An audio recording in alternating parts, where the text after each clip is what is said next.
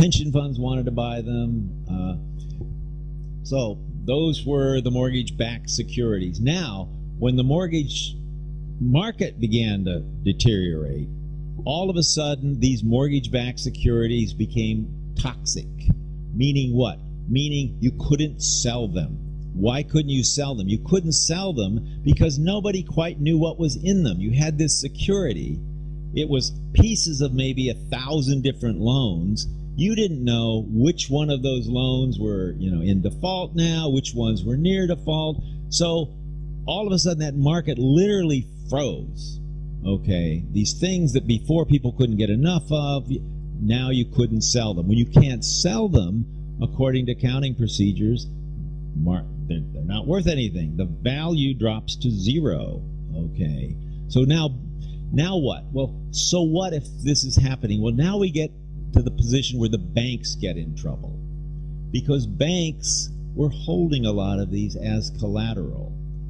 And when banks get in trouble, they don't have now, and see, because typically a bank takes in deposits, they obviously don't just hold it. They wouldn't make any money. They loan it out, right? Okay, but they don't. But they have to keep a certain amount in reserve because people will want some of their money back from time to time. So it's a fractional reserve system. You hold on to some of it, okay? Well, but you don't want to just hold this money. You put this money into something that you think you can sell quickly. Oh, these mortgage-backed securities, you could sell those quickly. There was tremendous demand. So you held a lot of those in collateral so that, when you needed to make loans, you could cash those in and loan them. Well, suddenly this is worth zero. So suddenly banks couldn't make loans. Suddenly you got this credit crisis. This is where the real economy. So you've got a paper economy going on out there with these CDOs and these CWS and all these kinds of things, but you got the real economy, people making things. The real economy depends on credit. Typically businesses have to buy their raw materials, pay their workers, then sell the product, okay, then repay the loan. So you always have a line of credit. But when you don't, when the credit dries up, suddenly you can't pay your workers, you can't buy your raw materials. What do? You lay them off. But what happens then? Well, now these people are laid off. They can't buy as many things as they could before. Well, then the companies that are producing those things, can't sell them. So they have to lay their workers off. Now you get into the downward spiral in the real economy. And this is when the real employment rate, starts picking up and taking off and so on. Okay. That's the standard story of the financial crisis turning into an economic crisis in the United States and then ultimately a global financial crisis. But I want to argue that's not the real story. The real story is something else. And it's talked about occasionally. This is the real story. If you want to know one picture to explain what is happening in the United States, this is the picture. Let's go back a bit before I get to that picture, back to Marx for a minute. Because Marx was one of the first to point out this peculiar kind of crisis tendency that capitalism had. All earlier forms of civilization, an economic crisis was always a crisis of scarcity. Something went wrong. There was a drought.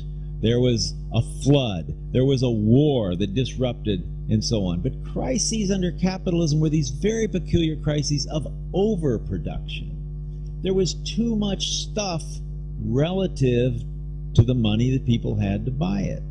Okay? And Marx saw that in terms of a fundamental structural contradiction. A capitalist enterprise, wages, you don't want to keep your costs down. Wages are a cost, so you want to keep your costs down. On the other hand, you got to sell your goods. Okay, what if wages are down? Then who's gonna buy the goods? There's always this problem here, this tendency of there not being enough money to buy the goods. Okay, and this led to periodic crises throughout the 19th century, 20th century. Then comes John Maynard Keynes and the new economy, the post-war economy, where Keynes argued that, yes, there is no inherent tendency of an economy to naturally pull itself out of recession.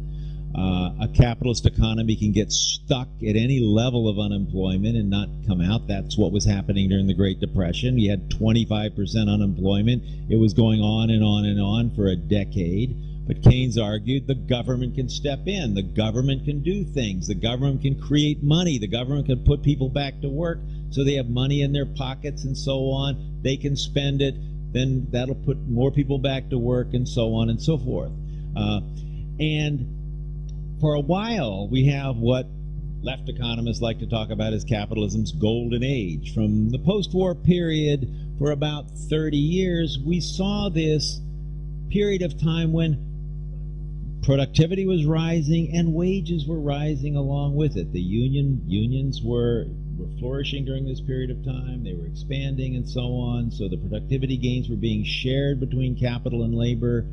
You had a sense in which, at least in the United States, everyone said, well, our children will be richer than we are, and, we're richer than our children, our parents were. That general sense that all, the future was, glorious, no problems. Then something funny happened. Beginning at about 1973 in the United States, wages went flat. The real wage of a male worker now in the United States, is lower now than it was in 1973.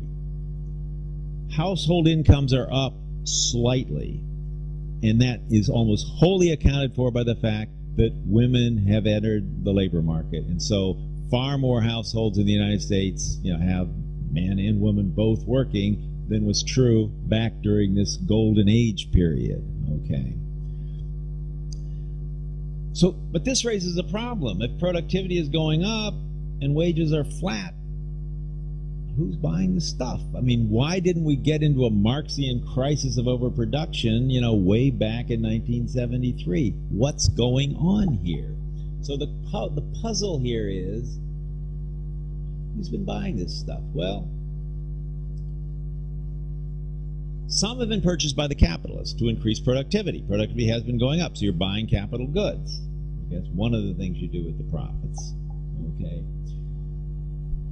Luxury goods have been purchased by capitalists because with assets, and not just capitalists, but with assets prices rising, when the stock market is going up, you feel yourself richer, and you get what economists call the wealth effect. You feel richer, so you buy more stuff. And in the United States in particular, this explosion of luxury goods and McMansions and these gigantic houses and yachts, and a whole new world had been created. One Wall Street Journal columnist wrote a book called Richistan, this new country out there of the ultra wealthy. But still, all of those expenditures aren't nearly enough to account for the discrepancy between, effective demand and this rising production of goods.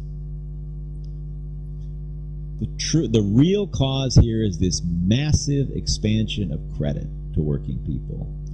Automobile loans exploded during this period of time. Home equity loans, I don't know if you have them here, but if your house is rising in value, you could take out a loan against that value and then use that to buy things. Credit card loans, of course, exploded. Credit card debt was, minimal back in 1973. Student loans, back in the 70s and so on, students in the United States weren't in debt when they graduate from college. Now they're $30,000, $40,000 in debt. Credit was easy. Okay. So in a way, the way to think about this is it was really sort of clever on the part of capitalists, right? Instead of giving workers more money so they could buy the stuff, we'll just loan it to you, okay? And when we loan it to you, you can still buy the stuff, and you have to pay it back with interest. I mean, what could be better than that, okay? The problem is, as Paul Krugman says, what can't go on forever won't. You can't just keep expanding consumer debt, especially when compound interest starts kicking in, you're paying interest on your interest and so on. It is not sustainable. Okay. And if you want to know the root cause of the problem, I think that is the root cause. And if you understand it that way, I think you can see that there is no going back to the good old pre-Keynesian, the good old golden